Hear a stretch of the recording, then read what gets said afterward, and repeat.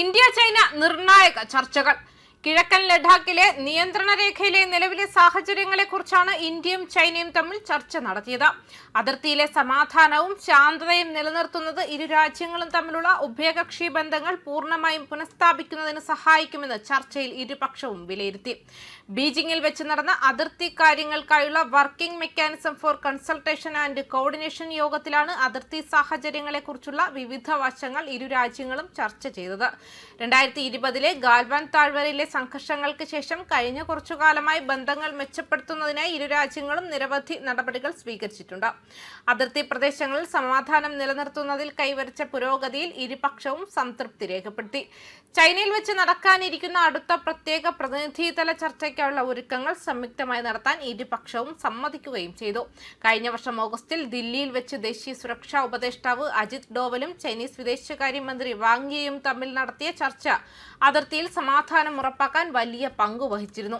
അതിർത്തി നിർണയം, പുതിയ സംവിധാനങ്ങളുടെ നിർമ്മാണം, അതിർത്തി കടന്നുള്ള സഹകരണം തുടങ്ങിയ വിഷയങ്ങൾ യോഗത്തിൽ ചർച്ചയായി.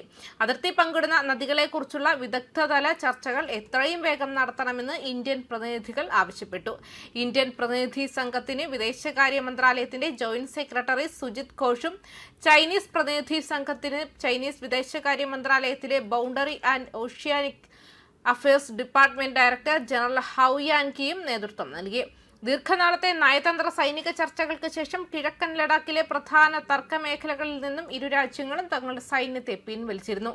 2024 ഒക്ടോബറിൽ ഡെംചോക്ക് എന്നീ പ്രദേശങ്ങളിലെ സൈനിക പിന്മാറ്റവുമായി ബന്ധപ്പെട്ട് ഇരു രാജ്യങ്ങളും അന്തിമ കരാറിലെത്തിയിരുന്നു.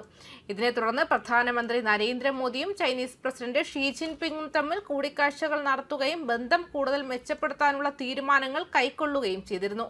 കിഴക്കൻ ലഡാക്കിലെ സൈനിക സംഘർഷം 4 വർഷത്തിലേറെ നീണ്ടുനിന്നതിനെ തുടർന്ന് വഷളായ ബന്ധം പുനഃസ്ഥാപിക്കുന്നതിനുള്ള ശ്രമങ്ങൾ ഇരു രാജ്യങ്ങളും തുടരുന്നതിനിടെയാണ് പുതിയ ചർച്ചകൾ നടക്കുന്നത്.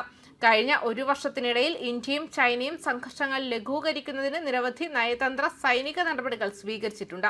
നിരവധി ചർച്ചകൾക്ക് ശേഷം ഇരുവശത്തുമുള്ള സൈനികർ LACയിലെ ഒന്നിലധികം സംഘർഷ കേന്ദ്രങ്ങളിൽ നിന്നും പിൻവാങ്ങി.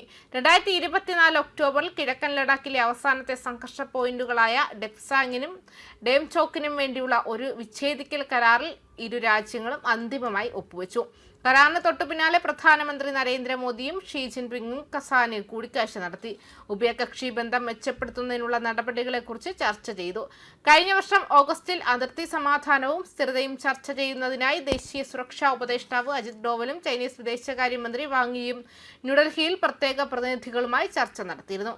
കഴിഞ്ഞ വർഷം ഷാങ്ഹായ് സഹകരണ സംഘടന ഉച്ചകോടിയിൽ പങ്കെടുക്കാൻ പ്രധാനമന്ത്രി മോദി ചൈനീസ് നഗരമായ ടിയാൻജിനിലേക്ക് യാത്ര ചെയ്തിരുന്നു. അവിടെ അദ്ദേഹം പ്രസിഡന്റ് ഷീ ജിൻപിങ്ങുമായി വിപുലമായ ചർച്ചകളാണ് നടത്തിയത്.